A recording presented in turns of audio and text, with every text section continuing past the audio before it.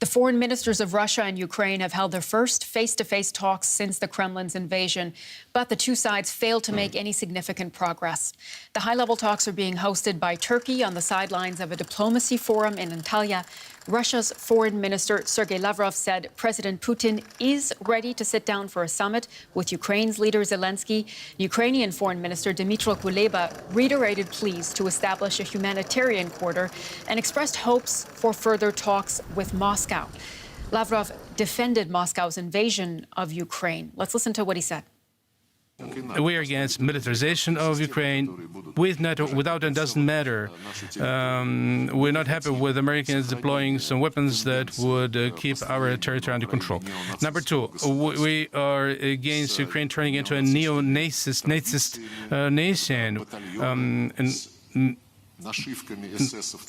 living old Nazist traditions with all those neo-Nazis marching all across Ukraine and so forth, right? When those militants are trained in order to commit crimes, in fact.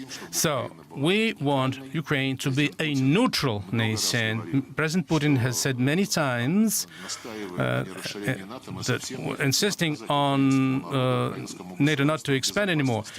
We do not deprive Ukraine from safety and security. On the contrary, we are ready to discuss guarantees of safety to the benefit of Ukraine, along with European nations, including, of course, considering Russia's safety.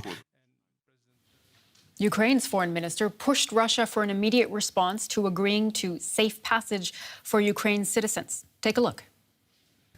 In the meeting, I made a very simple proposal. I said, we all have our smartphones with us. Well, probably Minister Lavrov has his last iPhone, but that's another story. And I said, I can call my officials right away, my president, my prime minister, my commander-in-chief, and I give you 100% that they will provide all assurances that humanitarian corridors will work. I'm ready to do it right now, right here, in your presence. Can you do the same? Can you make the call? I'm sure you have all of them in the phone book. He did not respond to that. Ukraine is strong, Ukraine is fighting, Ukraine made Russian initial plans fail. We are ready to seek balanced diplomatic solutions to put an end to this war, but we will not. Our chief international editor, Richard Walker, has been following this day of diplomacy for us. Richard, two very different messages we're hearing from the Ukrainian and Russian foreign ministers there. Yeah, absolutely. I mean, the style, the tone couldn't be more different. But ultimately, they're both kind of telling the same story, which is that nothing really came out of these talks.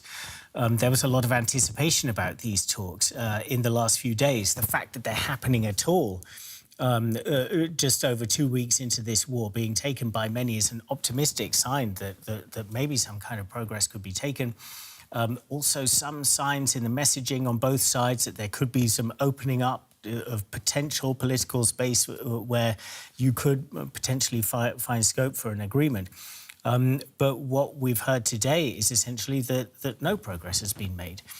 Even on things where you might imagine that they are obvious things that should be achieved at this point. For instance, a humanitarian corridor from Mariupol, the city that's being bombarded most heavily at the moment. Dmytro Kuleba saying that he really wanted to achieve that and complaining that Sergey Lavrov didn't have the mandate to make a decision like that. As we just heard in the clip there, that Lavrov, according to Kuleba's telling of account of this, wasn't in a position to call his bosses and agree to something like that. So frustration, I think, coming from Kuleba. From Sergey Lavrov, he was essentially saying, we were talking about all of these humanitarian issues, but the main issue that is on the agenda at the moment was not for discussion here. That is concrete proposals that the Russians say that they handed over to the Ukrainians at the last lower-level talks, which took place in Belarus a few days ago, and that they're waiting for a response to those. So really quite extraordinary lack of progress, I would say, given the fact that you had the two most senior figures in this crisis meeting for a very long time. Yeah, this was the highest level context, as you said, since the start of the war. Just to come back to this point on humanitarian corridors, on reaching some sort of common ground there, why has it been so difficult for both sides to find some sort of agreement on finding safe passage for Ukrainians, particularly out of Mariupol, where we've seen heavy bombing again? Yeah, well, it's a good question. Of course, achieving ceasefires, even localized ceasefires in wars, is difficult. And even once they're agreed, they can sometimes break down. And it's not always clear where the responsibility lies for that. But of course, in this context, the aggressor is very obviously Russia. Obviously, as the country that is being invaded, Ukraine has the greatest interest in providing these humanitarian corridors, in providing opportunities to rescue the citizens that they feel responsible for. So I think it is a source of great frustration, and it doesn't reflect well on the Russians that ceasefires have broken down, and also that they are evidently were not in a position to agree on this in this meeting today. Given what we saw today, where do you think the next steps lie for further diplomatic talks?